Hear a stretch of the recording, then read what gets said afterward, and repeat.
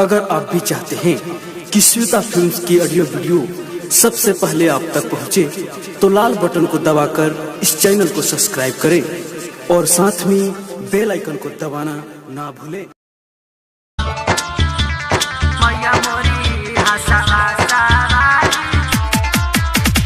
DJ Manish Raxaul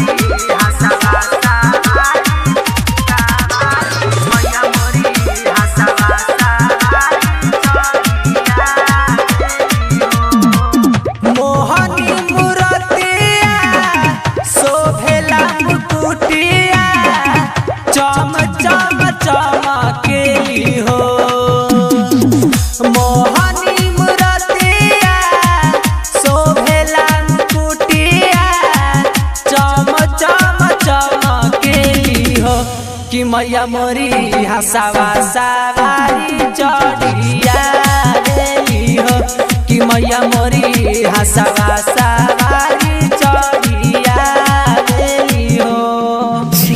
DJ Manish Raxaul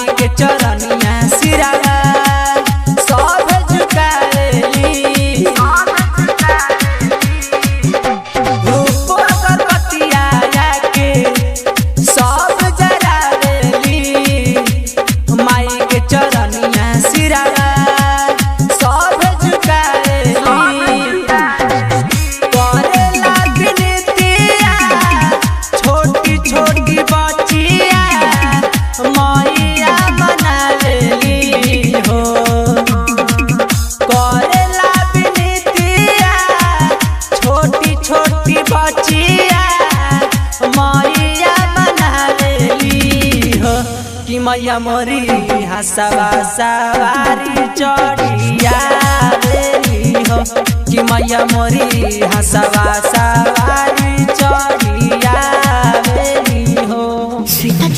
DJ Manish Raxaul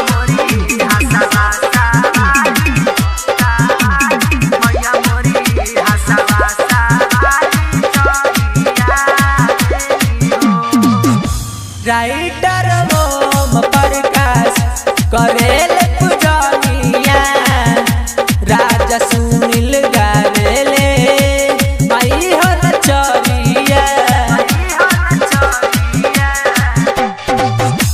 writer Om Prakash करेल पूजनिया, राजा सुनील गावेले माई हो नचरिया।